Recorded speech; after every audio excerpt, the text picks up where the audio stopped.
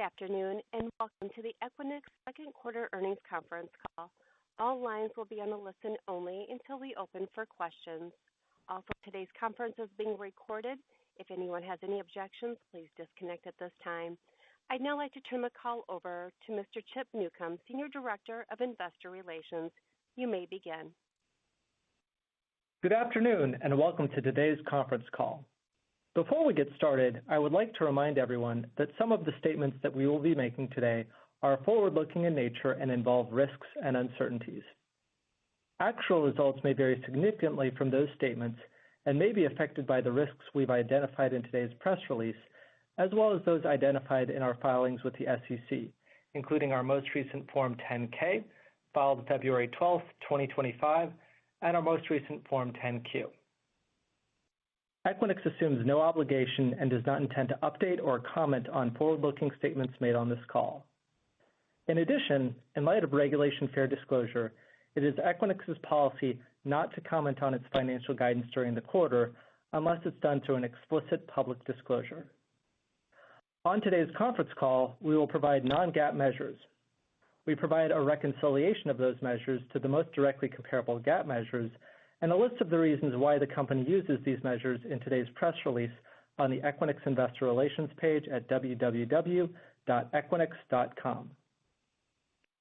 We've made available on the IR page of our website a presentation designed to accompany this discussion, along with certain supplemental financial information and other data. We would also like to remind you that we post important information about Equinix on the IR page from time to time and encourage you to check our website regularly for the most current available information. With us today are Adaire Fox-Martin, Equinix's CEO and President, and Keith Taylor, Chief Financial Officer. Following our prepared remarks, we will be taking questions from sell-side analysts. At this time, I'll turn the call over to Adaire. Thank you, Chip. Hello, everyone. Good afternoon and a warm welcome to our earnings call for the second quarter 2025. Our Q2 results demonstrate that our strategy is meeting the opportunity. This is evidenced not only by strong financial metrics, but also by our continued customer momentum and strong delivery in key areas of our business. By way of highlights, first, from a financial perspective, the Equinix team delivered. In Q2, our revenues, adjusted EBITDA, and AFFO were all in line with or better than expectations. This performance was underpinned by strong recurring revenue growth and solid operating flow-through, resulting in adjusted EBITDA margins hitting 50%. Second, our relevance to existing and new customers continues to deepen. In Q2, we closed 4,100 deals across more than 3,300 customers, resulting in $345 million of annualized gross bookings for the quarter, a new metric that we disclosed at Analyst Day. Our teams delivered this performance through strong small and medium-sized deal activity, with a notable uptick in inter and intra-region sales, all whilst maintaining favorable pricing across deal sizes. Third, our performance translated into solid non-financial results, with substantial net interconnection additions, solid cabinets billing led by the Americas, and strong MRR per cabinet yields. Our diverse interconnected ecosystems continue to drive industry-leading returns, as seen in the performance of our stabilized asset portfolio. Now, before we take a closer look at Q2, I want to focus for a moment on our long-term vision. It was a pleasure to connect with many of you at our Analyst Day last month. At that time, we outlined the opportunities we see in the market across AI, hybrid and multi-cloud, and networking. We presented the strategy we have defined to unlock these opportunities and against which we are already rapidly executing. And we shared important financial guidance for the next 5 years. Since Analyst Day, we have had a fruitful dialogue with many of our shareholders and analysts to listen to your feedback and to answer your questions. With those conversations in mind, I would like to offer some key points of clarity on the build bolder component of our strategy, whilst Keith will provide additional commentary on the long-term financial outlook in his remarks. First, as outlined on slide 6, our capital expenditure is about capacity expansion with the aim of accelerating revenue. The vast majority of our investments over the next 5 years are expected to be allocated to our future growth. This includes the purchase of land, the construction of new IBX data centers, investment in our xScale joint ventures, and developing our digital product offerings. As I outlined in my presentation at Analyst Day, we see a significant addressable market opportunity in front of Equinix, and this opportunity is affirmed by the demand signals from our customers. Our customers rely on Equinix for the digital infrastructure necessary to support and scale their AI models. They look to us as they embrace hybrid and multi-cloud strategies for their application architecture. Our customers are the motivation for the expansion and scale of our capital investments. Second, only about 1% of our non-recurring capital expenditures will be allocated to the redevelopment of select high-value IBX assets.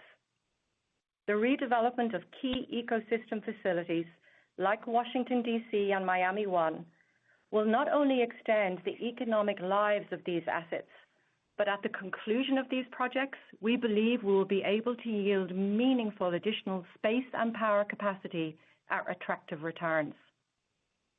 Third, with regard to returns, we expect to underwrite our investments in assets that will yield approximately 25% at stabilization, in line with our current stabilized portfolio. Our growth investments are intended to skew towards our major markets, where we generate over $100 million in annual revenue.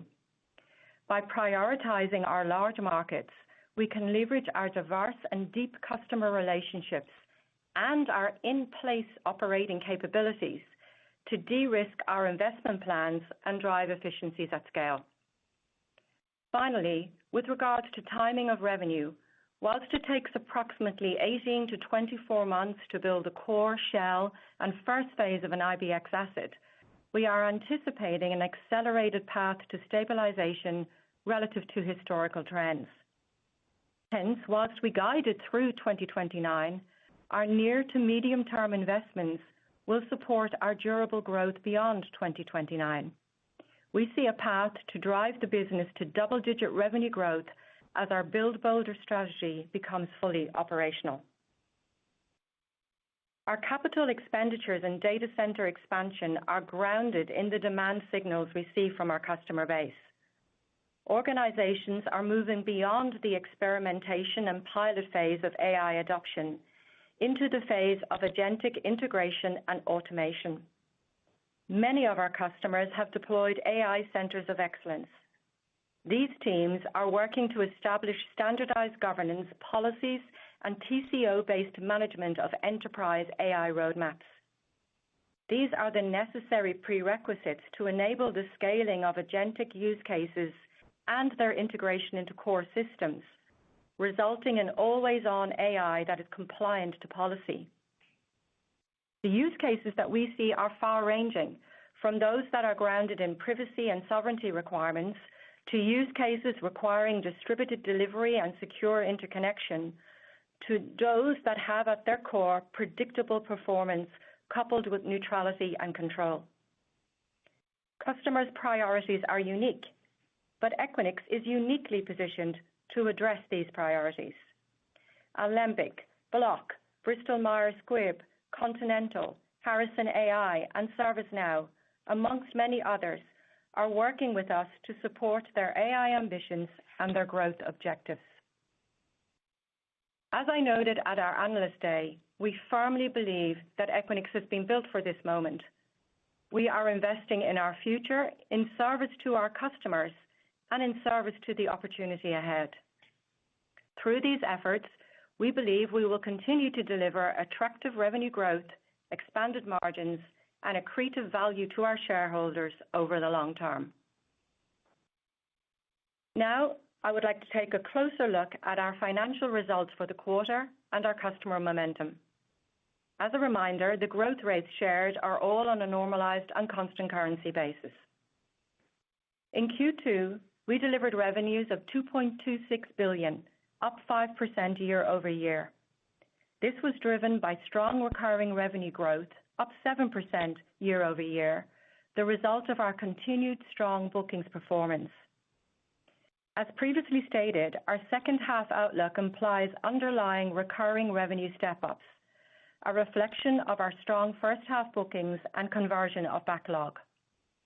For non-recurring revenues in Q2, we had lower xScale fees, which was as expected and planned for.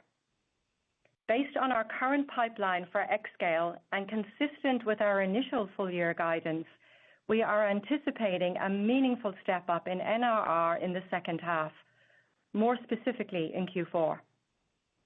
Adjusted EBITDA margins increased to 50% of revenues for the first time in our history. AFFO per share increased 8% year-over-year. In both instances, results were above our expectations due to strong operating performance and lower than expected SG&A expenses, in part due to the timing of spend. Keith will provide additional insight into these numbers shortly. Turning to our customer momentum, we continue to cultivate and win opportunities across our product set and in service to the enduring demand for AI, hybrid and multi-cloud deployments, and networking requirements. Lyceum Technologies, a German GPU as a service provider, recently added a liquid-cooled AI deployment in EMEA to bring automated cloud experiences to their customers. Schneider Electric chose Equinix to lower the overall carbon footprint of their digital infrastructure as they build out a multi-cloud solution leveraging Fabric Cloud Router. Woolworths, the largest retailer of food and everyday essentials in Australia and New Zealand, has developed a payments platform called WPay, utilizing HPE GreenLake and Equinix data centers. This end-to-end solution features a robust architecture that not only offers scalability, but also enhances cost efficiency for both WPay and its merchant partners. eBay leverages Equinix to ensure low latency connectivity and high performance for its global marketplace with distributed network hubs. This infrastructure enables eBay to deliver a seamless user experience, reducing delays and optimizing interactions for buyers and sellers worldwide. And finally, EssilorLuxottica, a global leader in advanced vision care products, eyewear, and medtech solutions, chose Equinix to enhance operational efficiency and support seamless global expansion with high-performance connectivity. This breadth of customer use cases across geography, segment, industry, and product set underscores the distinct value of Equinix and the diversity of the opportunity ahead. We intend to build on this momentum through the remaining quarters of 25 and beyond. We continue to execute against our three strategic moves in pursuit of our long-term accretive growth ambitions. Our Serve Better strategic move is focused on our customers, who are at the heart of everything we do. The differentiating force behind Serving Better is our customer and revenue organization. I would like to take a moment to welcome Shane Paladin as our new Chief Customer and Revenue Officer and a member of our executive team. Shane brings with him over 2 decades of global expertise in go-to-market strategies, close collaboration with product organizations, and the delivery of transformative results. I'm also pleased to share that we are already off to a strong start in Q3. Through pre-sales from prior quarters and continued momentum from our sales team, as of yesterday, we have closed more than 40% of our bookings plan for Q3. We have a strong pipeline to support our remaining bookings ambitions for the quarter. Looking forward to Q4, our pipeline is the most robust we have seen and speaks to the demand in the market for the products and services offered by Equinix. As we work to solve smarter, we are focused on simplifying the consumption of our digital infrastructure and interconnection solutions for our customers. Our industry-leading interconnection franchise continues to perform well. Interconnection revenues grew a healthy 8% year-over-year on a normalized and constant currency basis, crossing $400 million of quarterly revenues for the first time. We added a net 6,200 total interconnections in the quarter, driven by cloud and AI expansion activities. We now have more than 492,000 total interconnections deployed. Our ability to connect businesses with one another and across their value chain, including through our market-leading share of native cloud on-ramps, continues to be an attractive differentiator for our customers. This is why Equinix has become the home to ecosystems across network, cloud, financial services, and content and digital media providers. Equinix Fabric continues to over-index with provisioned capacity, now over 100 terabits. In the quarter, we surpassed 4,000 customers using Equinix Fabric, and we saw a continued diversification of use cases with solid pull-through from our Fabric Cloud Router and Network Edge products. As I said before, AI inference use cases are growing. We believe our leading market share of cloud on-ramps, when combined with Fabric, will be vital to address the increased bandwidth and multi-cloud connectivity these workloads will require. As we build bolder to meet growing demand from our customers, we now have 59 major projects underway globally, including 12 xScale projects. Since our last earnings call, we added 9 new retail projects in key markets such as Chicago, Dallas, London, and Silicon Valley, and have commenced our first build in Bangkok, Thailand. In early June, we finalized our acquisition of 3 data centers in the Philippines to enter the Manila metro as we broaden our footprint in Southeast Asia. Our xScale focus continues to expand. Our pipeline of potential North American campuses is growing, and we are in late-stage negotiations for additional locations, which we look forward to disclosing in the near future. We are making excellent progress on our Atlanta campus as we prepare the land for the construction process.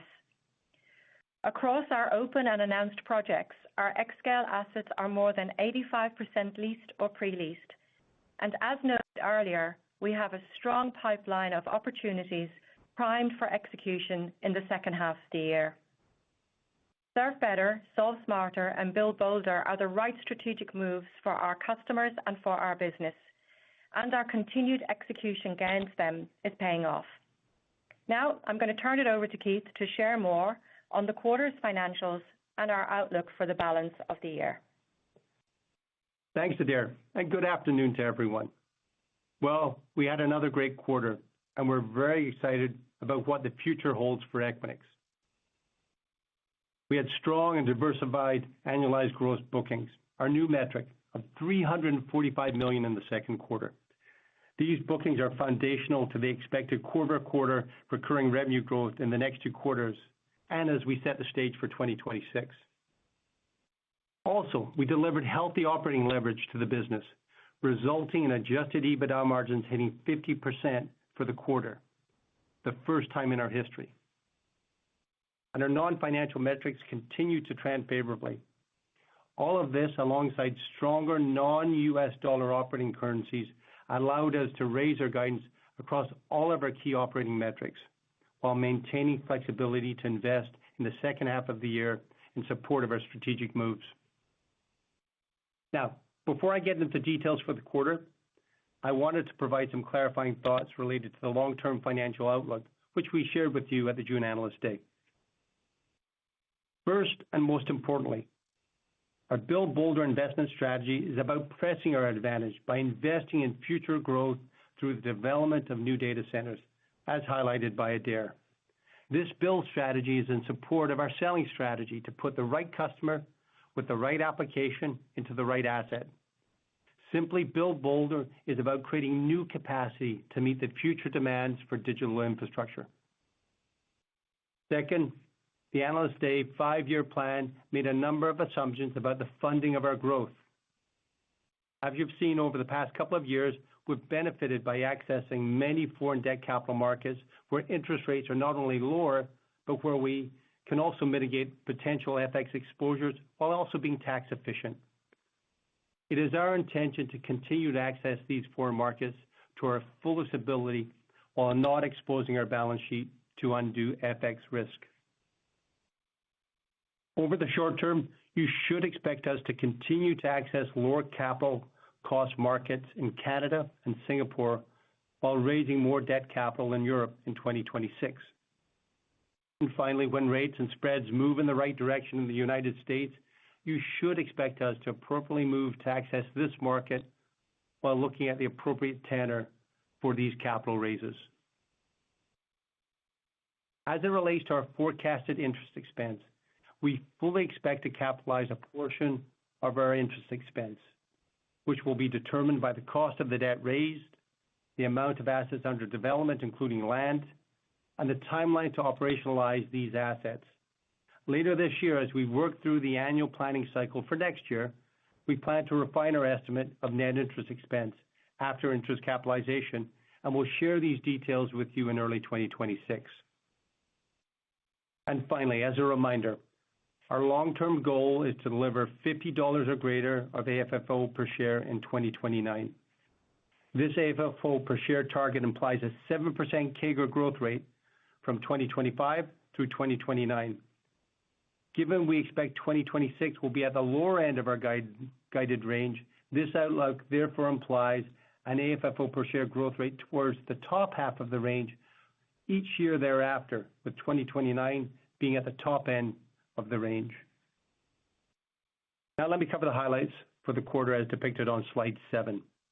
Do know that all growth rates in this section are on a normalized and constant currency basis. Global Q2 revenues were approximately $2.26 billion, up 5% over the same quarter last year, and slightly above the midpoint of our guidance range. Our continued bookings momentum resulted in another quarter of strong recurring revenue growth at 7%, offset by decrease in non-recurring revenues, largely due to lower xScale fit-out revenues and fees, as expected. Net of our FX hedges, there was minimal FX impact when compared to our prior guidance rates.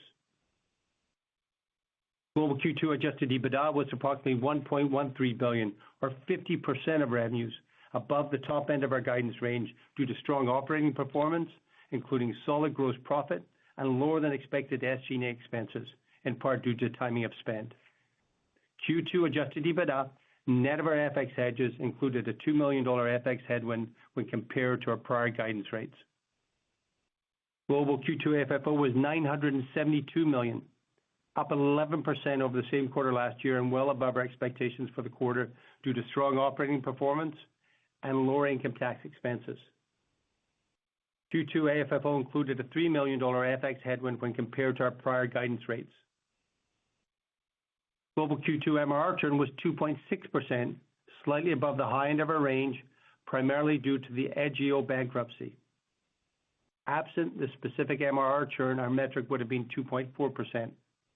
For the full year, we continue to expect MRR churn to be comfortably in our 2 to 2.5% quarterly guidance range.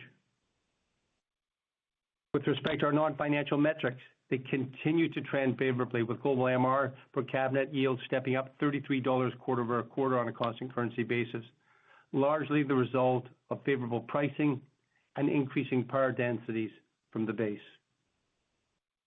Cabinets billing also saw a solid step up in the quarter, led by the Americas region, and we added 6,200 total net interconnections for the quarter. Now looking at our capital structure, please refer to slide 10. Our balance sheet increased to approximately $39 billion, including elevated cash and short-term investments totaling approximately $4.5 billion, higher than typical given the $1.2 billion of Q3 senior note repayments, one which has already been settled in July and the other expected to be settled in September. In the quarter, we issued 1.7 billion of euro-denominated senior green notes at a weighted average rate of 3.625%. Cumulatively, Equinix has issued $9 billion of green bonds, making Equinix a top 5 U.S. issuer in the investment-grade green bond market. Our net leverage was 3.5 times our annualized adjusted EBITDA. As noted during our Analyst Day, we fully expect our net leverage to increase over the next several years as we fund our growth both from the cash generated in the business and with the incremental debt we plan to raise. Through 2029, we continue to remain comfortable raising our debt levels up to 4.5 times in support of this growth and to fund our other strategic initiatives while maintaining our investment-grade rating. Turning to slide 11. For the quarter, capital expenditures were approximately $990 million, including a recurring CapEx of $55 million. We opened 5 major projects since our last earnings call, adding retail capacity in Chicago, Dallas, Toronto, Washington, D.C., and Salalah, Oman. Over 70% of our announced retail expansion project spend is allocated to our largest metros, where we have strong established ecosystems and can benefit from our economies of scale. Now moving to slide 12. Our capital investments have continued to deliver strong returns. Our now 189 stabilized assets increased recurring revenues by 3% year over year on a constant currency basis, and are collectively 82% utilized and generated a 26% cash-on-cash return on the gross PP&E invested on a constant currency basis. And finally, please refer to slides 13 through 17 for our updated summary of 2025 guidance and bridges. Do note all growth rates are on a normalized and constant currency basis. For the full year, we're raising our 2025 revenues guidance by $58 million. This maintains a 7 to 8% normalized and constant currency growth rate. Importantly, our outlook continues to imply a robust quarter-over-quarter step up of our underlying recurring revenues in Q3 and Q4, and strong NRR activity in the fourth quarter, driven by our pipeline of xScale opportunities. We're also raising our 2025 adjusted EBITDA guidance by $46 million. Adjusted EBITDA margins are expected to be approximately 49%, with strong second half adjusted EBITDA margins at or near 50%. We're raising our 2025 AFFO guidance by $28 million. AFFO is expected to grow between 10 and 12%, and AFFO per share growth is expected to range between 7 and 10% compared to the previous year. And finally, 2025 CapEx is now expected to range between $3.8 and $4.3 billion, including approximately $450 million of on-balance sheet xScale spend, funds we expect to be reimbursed later this year as we transfer these assets into our U.S. joint venture. The increase in non-recurring CapEx spend is largely due to a meaningful investment in pre-purchase of long lead equipment, the timing of contributing our xScale investments to the new xScale joint venture, and our newly approved projects. Recurring CapEx spend is expected to be about $280 million. So I'm going to stop here and turn the call back to Adair. Thanks very much, Keith. In closing, we delivered a strong first half of 2025, achieving robust bookings and financial outcomes. We remain excited and optimistic about the future of Equinix and our differentiated and durable market position. We were built for this moment. No other player in the digital infrastructure landscape possesses the unique combination of strengths that are an inherent part of Equinix. Our diverse and neutral interconnected ecosystems, our extensive global footprint across key metros, our more than 10,000 enterprise customers across geographies, industries, and segments, our track record of reliability and service excellence. As the world's digital infrastructure company, we are shortening the path to bandwidth connectivity to enable the innovations that enrich our work, life, and planet. I'll stop here and open it up to questions. Thank you. We will now begin the Q&A session, and we would like to ask analysts to limit their questions to one question. If you would like to ask a second question, please re-enter the queue. Again, that is *1 if you would like to ask a question. Our first caller is Nick Del Deo with MoffettNathanson, LLC. You may go ahead, sir. Oh, hey, thanks for taking my question. It was great to see the interconnection ads step back up this quarter, but they've had a bit of a sawtooth pattern over the past couple of years. So I was wondering if you could dig a bit more into what helped this quarter and maybe talk a bit about what we should expect over the coming quarters for that metric. Thanks. Yeah. Thanks for the question, Nick. I'm very happy to take that. As you mentioned, a very strong position for interconnection this quarter with revenues up 8% year on year, and of course, contributing overall to the revenue of Equinix, 6,200 additions, mostly focused around cloud and AI expansion opportunities with our customers. So largely looking at how the ecosystem of cloud and AI opportunities in our customer base look to secure their network presence in order to support the kind of workloads that they are hoping will be part of their landscape going forward. So this was, I think, a very strong quarter for us for interconnection. We saw use cases around our data center interconnect, around FCR, our Fabric Cloud Router, and on Network Edge being pulled through as well. And we look forward to continuing to work in order to ensure that we continue to grow and evolve the value of this part of the Equinix franchise.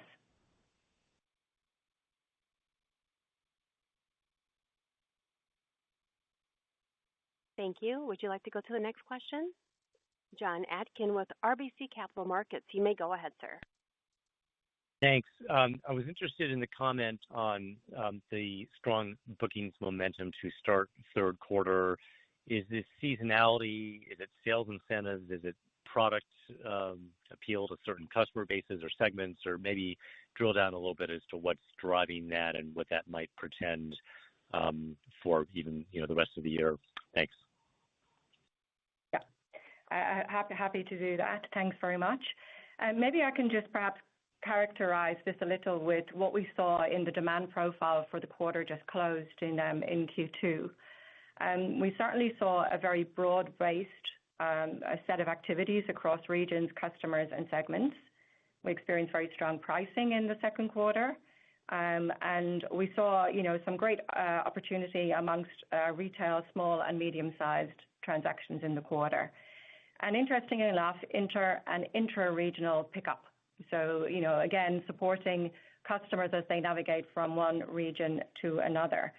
So when we look forward into our bookings landscape for Q3, and the fact that we are at 40% as of yesterday of our bookings quota concluded, I think this speaks to a couple of things. First of all, to the momentum that we saw on the close of Q2 and how that carried forward into our Q3 bookings framework. Secondly, that we are very, very focused on growth. This is a very powerful aspect of our strategy and, of course, is an important aspect of driving ultimately AFFO per share. So as we look at this bookings momentum, you can see that we are giving you this view of inside our business so that you can see how that line is actually evolving. For us, Q3 will be less about impacting in a huge way recurring revenue in Q4. It's more about setting us up for the exit out of 2025 and into the recurring revenue momentum of 2026. So a combination of focus, execution, continued momentum, obviously some pre-sale from previous quarters coming into action at the start of the quarter, but also just the relentless execution against what is a very strong pipeline in Q3 and also, as I mentioned in my remarks, in our Q4 period. Very strong conversion rates that we saw in Q2 also coming through in the early days of Q3. Hey, John, maybe just one other thing. It was, for us, we opened up 5 assets, and three were very important markets for us.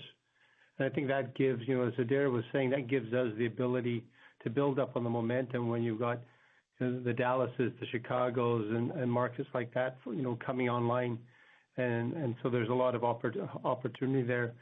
And then the second thing I would just say, and Adair alluded to it, the benefit that we've seen is not only having a strong pipeline and the momentum, but it's also the backlog had decreased quarter to quarter, and therefore that sets us up nicely for the second 2 quarters of the year. I just wonder if there's anything also to call out on direct sale contributions versus indirect and partner channels. Any kind of updates since Analyst Day on that mix? Not particularly. I will say that, based on Q2 and 24, we saw a very steady resale motion in our channel business, although in Q2 referrals were slightly lower. But, we can still continue to execute very closely with our channel partners and still continue to evolve how we execute parts of our business relevant to our ecosystem. For example, in Indonesia, we've just launched a new partner program to allow us to sell in that way. Thank you. Our next caller is Eric Luebchow with Wells Fargo. You may go ahead, sir. Thanks. Appreciate the question. Adair, you touched on this in your prepared remarks. I believe you said that you expect to accelerate the timing to stabilization in your Build Bolder plan versus what you've done historically. And I think historically it would take about 2 to 4 or 5 years, if I recall. So maybe you could give us an update on your thoughts on how quickly you can stabilize some of the properties that you're planning to develop over the next 4+ years. And is the plan to potentially pre-sell or pre-lease larger portions going forward to perhaps de-risk some of the future capital spend? Thank you. Thank you. Thank you for the question. So, we mentioned that the typical build profile for us is an 18 to 24-month period, the time that we need to build the core and the shell and prepare that asset to its RFS status. Behind the opportunity to accelerate the path to stabilization relative to our historical trends are a couple of things. First of all, building in fewer or even singular phases as far as possible. That is, part of our Build Bolder approach, looking to reduce or bring the phases down to a single phase of build. And typically considering how we define stabilization, that will by itself naturally move a stabilization process forward. Secondly, I think that we are seeing from our enterprise customers a larger footprint requirement for enterprise customers as they look to embrace the opportunities for their businesses afforded by AI and its capabilities. And so that also will, I think, progress the rate at which capacity is consumed in our assets. And then thirdly, the opportunity to look at pre-sales activity in advance of RFS dates when those dates become known and clear, enabling us to de-risk the process and investment process towards these assets that we are building at the minute. Thank you. Our next caller is Ari Klein with BMO Capital Markets. You may go ahead, sir. Thank you. Maybe on the CapEx guidance, was it increased a decent bit here? Curious if you could maybe accelerate some of the investments that you're looking at to get capacity delivered more quickly. Do you have flexibility to do that? Or is that something you can consider? Yeah, Ari, look, it's probably not a surprise to you. Some of the things that impact the ability to deliver is things out of our control, supply chain and access to energy. All that said, we're doing our level best where possible to accelerate, which makes absolute sense. And then we're planning appropriately as we look forward. One of the references we made to a substantial increase in our CapEx was the amount of pre-buys that we're making inside the system so that we can deliver the capacity as quickly as possible. But I would just tell you overall, Ralph and his team are wholly focused on delivering against what we refer to as the ready for service dates. and to the extent that we can accelerate it, we will. To the extent that we can collapse phases into one another, we will, as we referred to at the Analyst Day. Yeah. The focus on RFS and RFS delivery is something that is part of the regular cadence of our business now. Forecasting, we hope with the same accuracy that we're forecasting, some of the financial aspects of our business. So there's a lot of attention on all of the levers that we have available to us to accelerate the investment into capacity. Thank you. Thank you. Our next caller is Michael Elias with TD Cowen. Great. Thanks for taking the questions here. Two from me. First is on the pre-buying of equipment, I presume it's things like backup diesel gen sets. My thought there is that if you're going to be warehousing this equipment, that actually kind of smooths the CapEx curve, potentially to the end of driving better growth, AFFO growth next year. Just wondering if I'm thinking about that right. And then the second question is that earlier you talked about the demand signals that you're seeing from customers. Any color you could give around those demand signals, just to give us greater conviction around this Build Bolder initiative? Thank you. Sure. Maybe I'll take the second part of the question first, and then Keith, if you wanted to address the first part. So let's speak a little bit to our customer demand signals. I think there are some trends that we're seeing right across the infrastructure landscape. Trends towards distributed workloads, trends towards cloud connectivity and the importance of that. We're absolutely seeing density increase in the footprints within our data centers, and we're seeing deployment sizes trend up in the enterprise and retail space. And Build Bolder is really our response to those deployment sizes trending up, because whilst most of these aspects play to our advantage, the distributed workloads, the requirement for cloud connectivity, the ability to afford and offer denser workloads within our environment, the deployment of sizes trending up is captured by our Build Bolder strategy, building to the scale that our customers now require and need. Specifically to some of the demand signals that we are seeing from our customer, I think they form around a number of use cases, especially as it relates not just to the broad-based digital transformation demand, which of course is still very real for us, but as it relates to the demand for AI and AI-orientated workloads. Those use cases focus around a number of topics, around the concept of data privacy and sovereignty, and that is a very important topic, broadly globally, but more specifically, I think, in EMEA than in other regions, around the need and the support to distribute AI, so that the interconnect edge of Equinix becomes the connector between the cloud and the far edge for these workloads. Secure interconnection so that enterprise systems can connect to clouds, models, partners, service providers, and do so securely. And the opportunity for neutrality and flexibility.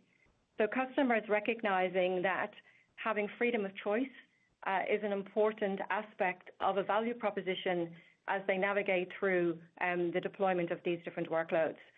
So these are some of the use cases that we're seeing in terms of conversations with our customers around the demand profile that we're addressing with them in a very collaborative and supportive manner. Keith?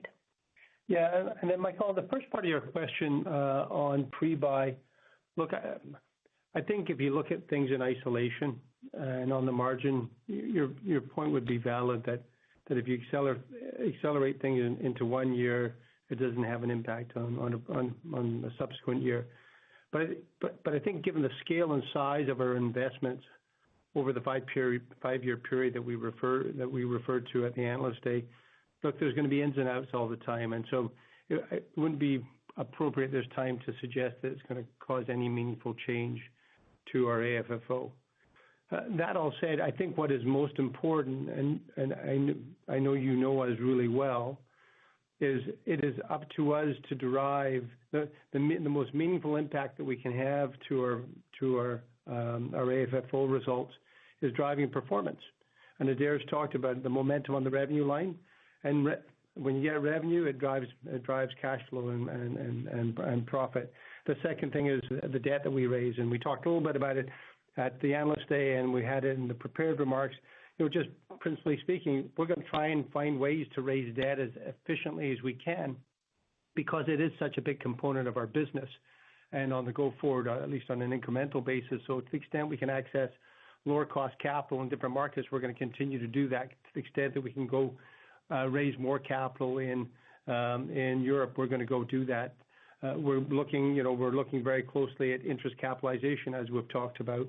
We're looking very closely at how to get a good yield on the cash that does sit on the balance sheet, so that we have effectively, the best view into the sort of the net interest expense on a go forward basis.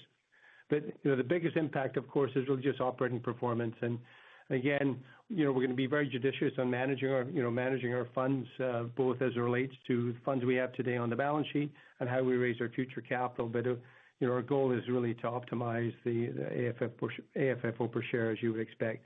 And these timing events, I guess if it was something that was out of the norm, we'll definitely let you know. But that, this on the margin is not big enough to suggest any meaningful change. Perfect. Thanks for the color. Thank you. Our next caller is Frank Louthan with Raymond James. Great. Thank you. On the capitalization of interest, can you walk us through why you weren't doing that before, and how much of an impact could that bring going forward? Thanks. Well, Frank, no, we weren't doing it before. We do capitalize interest. Remember, there's a couple of things that are going on that are different today, different in the past as you look compared to as you look forward. Number one, we have a really low cost of capital, historically, as you and everybody knows. Two, the amount of investment that we're making is much greater tomorrow than it is today, if you will. And so that's an impact. Number three, you got to look at, how much land are you carrying on your books, and over what period are you capitalizing interest attributed to land that's certainly under development and then eventually to be built on. And so there's a number of factors that we look at.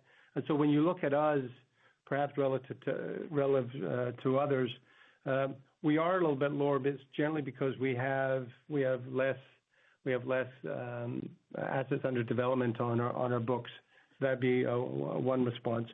But the second response is, as we look forward, we absolutely are looking at all of the appropriate areas to determine exactly what should and should not be capitalized, whether it's interest or any other type of expense that we incur as a business. And so I would just say that overall, we're on top of it, but it's not that we weren't doing it before. I just think it will be a bigger component going forward, largely because we're going to be carrying more debt, and that debt is more expensive. And then the timeline to build is extended, as we all know, given supply chain and other circumstances. Is there a range of impact you think that could have to the results, or is it too early to tell? Well, it's too early to tell because, as I said, number one, you have to understand what you're going to raise and when. What is capitalized onto the balance sheet, which I think is really important. And I would just say that in all cases, we're going to try and drive down, if you will, the gross cost of our debt. So as I said, we're going to borrow money as we've been doing in other markets that are lower than the United States. So that's going to be a net positive relative to the guidance rate, the long-term guidance rate I give you at the Analyst Day. So that's number one. Number two, we're going to look at capitalization, and to the extent that we have more hanging up on the balance sheet, you're going to see more interest get capitalized, as you would expect, and as appropriate. And then the third piece is going to continue for us to invest our money judiciously so that we get a good return on the income that's sitting on the balance sheet waiting to be deployed. And so these three components sort of make up effectively the net interest expense that we share with you on a quarterly basis. But I would just say overall, as you would expect, we're going to be working in all of those areas, plus all the things to run a better, a business that is as strong as it can be. Let me leave it as that. Thank you. Michael Rollins with Citi. You may go ahead. Thanks, and good afternoon. Just a couple of follow-ups. So the first, I'm curious on the MRR churn. What are the opportunities to improve MRR churn over time? And have there been some developments on the analytics that you've been evolving within the company to help bring some new insights there? And then secondly, just curious for an update on your outlook for xScale leasing in the back half of the year and going into 26, and maybe give a sense of how much inventory within that context is available to sell and deliver. Thanks. Okay. Hi. I'll take the churn question first. So I think, in Q3, the 2.6 was above our range, largely due to a bankruptcy that we had mentioned to you, I think, in our previous earnings call. And without that, we would have absolutely been within our range of 2 to 2.5%. For the full year, in the second half, the data available to us shows us that we will be back within that range. There are a number of elements to churn as it relates to how we define and manage this aspect of our business. A churn does not actually equal automatically a customer departure from Equinix.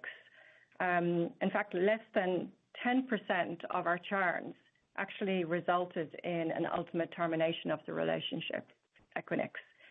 And it's interesting as we delve into the data that we can see that some customers add back in the same metro, in the same product, within a 12-month period, and that, a large proportion of the churned customers continue to grow revenue with us on a year-on-year basis. In fact, in some cases, over half of those customers do it at a greater than 10% click rate.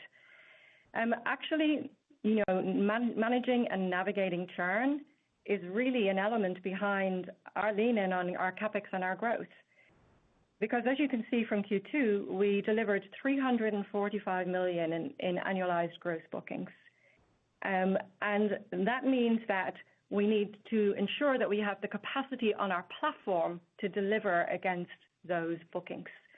The opportunity exists for us to relieve some pressure by bringing new capacity online. So driving growth is actually going to be a key lever for us in getting to a steady state on the bottom half of the churn range, which is actually also an objective that we're focused on. And that, of course, will release significant revenues to us. So I think it's fair to say that we've done tremendous work on the insights into this part of our business, that there is certainly a period of time when one needs to preempt a salvageable churn, and that is often outside the context of a single financial year, given all of the nuances that a customer needs to navigate and manage as they look to upgrade or manage their own infrastructure and environment within our colo facility. But I feel that we're in a really strong position now with the data and the analytics that we have at our disposal to be able to look at this problem holistically and with a longer term view.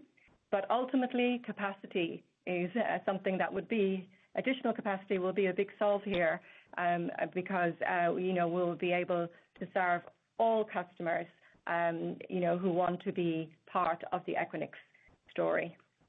So that's as it relates to churn. Let's come and have a look then at the xScale question. I think first of all, it's important to recognize that we have a very strong track record here as it relates to xScale. In our remarks, we made a comment that 85% of our xScale facilities are leased and under development, are already pre-leased. As far as our xScale pipeline is concerned, the pipeline supports our step up in NRR in the second half. We are back-end loaded against that pipeline, but that was always a characteristic of the year. That was always something that we knew and understood. We're very confident in the execution capabilities of the team because we recognize that overall this number will have a significant impact, not just on performance, but also on margin contribution. Many of the conversations that we're having with customers are in our pipeline are for capacity that is in late 26 and beyond. And I might ask Keith just to give you a little bit of the numbers of that in a moment. I did just want to characterize one aspect of our xScale business, which I think is important to appreciate, not only for Equinix, but for the industry at large. These transactions are inherently lumpy. And they do have a dependency on RFS delivery dates. And as Keith has already mentioned in an earlier answer, we work exceptionally hard to maintain our delivery dates on track.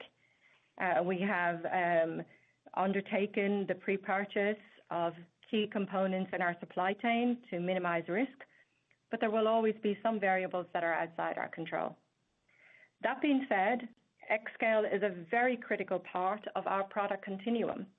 It allows us to move from wholesale through to large footprint. It enables us to enable in an AI world, not just for hyperscaler capacity, but also for capacity to support some of the increasing footprint that we're seeing in retail. And finally, just as a last remark from me on this topic, perhaps before we get into the specificity of the numbers here, we are very, very actively engaged, executive to executive, with our hyperscaler partners. And we continue to orchestrate and iterate against the needs that they're expressing in the market. And Keith, I don't know if you wanted to perhaps some comment on some of the capacity elements that are coming online. Yeah, Michael, perhaps just a couple other points I would like to make, or maybe 3 points. First and foremost, as Adair alluded to, and you see that in the slide that we shared with you on the earnings deck, I think it was page 26, the next scale. We've effectively pre-leased 416 of the 480 megawatts of capacity that is either delivered or is under construction. In addition to that, in the prepared remarks, we've talked about Hampton and we've talked about other sites. It is our expectation, particularly with the demand environment looking out over an extended period of time, that we will be able to lock up other opportunities in capacity that has not yet been delivered or is not yet under construction. But I think that's important just to note. The second thing I just want to highlight is that the recurring revenue model, largely when you see the guidance for Q3 relative to Q2, there's a nice step up in currency. We all knew that was coming. But what is even more telling is there's a nice step up in recurring revenue. In fact, recurring revenue makes up more than 100% of the non-FX guidance increase to the midpoint, which tells you that non-recurring revenues are going down quarter over quarter, and then we'll step back up in the fourth quarter. So I think that's important to note. And then the last thing I would just say, this quarter and being Q2, NRR revenue represented about 5% of our revenues. In Q3, it's going to be about 4.5% of our revenues, and in Q4, it's going to be about 6% of our revenues. So it gives you a sense that, as Adair alluded to, is lumpy, and it will continue to be lumpy for an extended period of time. But I think the most fundamental thing that we wanted to share with you is that the recurring revenue model is continuing to accelerate, and that's what gives us, that's the attractiveness to the model, but it also gives us the entree into 2026, which, again, Adair alluded to previously, which is really important for our 26 guide and onwards. Thanks for all those details. Sure. Thank you. Our next caller is Michael Funk with Bank of America. Yeah, hi, good evening. And thank you again for additional detail on the development spending breakdown. Very, very, very helpful. But slightly different question for you, Keith. So thinking about the stabilized co-location portfolio growth of 2%, in my mind, given the strong releasing spreads across the industry, churn projected to come down, occupancy picking up, and then escalators baked in, I would think that number should be significantly higher. So if not, can you explain why? And then I guess if I'm right, what takes us to a meaningfully higher number for the portfolio growth? Yeah, Mike, let me give you a couple comments, and certainly Feel free to ask a follow-up if we don't hit the mark. So between Adair and myself, we'll I think, deal with this question. First and foremost, you have to appreciate that we have the highest returning assets in our portfolio, and you can see that in our price points. And so a 3% stabilized asset increase quarter-over-quarter, year-over-year, those type of things really make a difference, as you're looking at, the performance in the business. And, you see strong MRR is because of price, it's because of density, and that's sort of the quarter-over-quarter comment I was really making. It's the $33 increase in MRR per cabinet. The year-over-year stabilized, again, is attractive knowing where you're coming from. But the other thing I would tell you is remember that there's some development assets, like when we took DC2 out of the stabilized assets and put it back into expansion as we went through the development exercise, it is one of our best performing assets on the globe. And you've now taken it out of the stabilized pool and you've moved it into basically the expansion pool. So it does a couple things. You don't get to see it in the stabilized, but also when you look at the cash on cash yield and the results that we shared with you, that has an impact on that output as well. Suffice it to say, I think the industry is at a very good point in our journey, largely because you've got an undersupplied market, you have a very robust demand environment, and then you combine that with, again, I go back to some of Adair's remarks. We have a uniqueness about our business offering and the platform that we share and the fabric that sort of extends to our assets across our portfolio, simultaneously, investing heavily in our growth that I think bodes well for the future.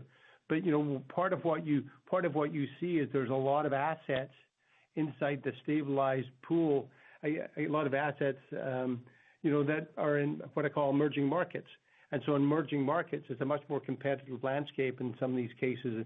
And so when you look at sort of the distribution of assets, I feel really confident about where we're going, less about where we've been because the pricing model has been so attractive, and it's really about filling up the major metros and then sort of secondarily coming back and working on the what I call the non-tier one metros. That was helpful. I offered up one more, if I could, for Adair. Adair, you mentioned you brought on Shane. So great to hear Shane joining the company. Are there specific areas that you feel you can improve on meaningfully with the customer experience, customer care? Thanks for the question. I'm delighted that he has joined us, not least of which because I no longer have to do two jobs.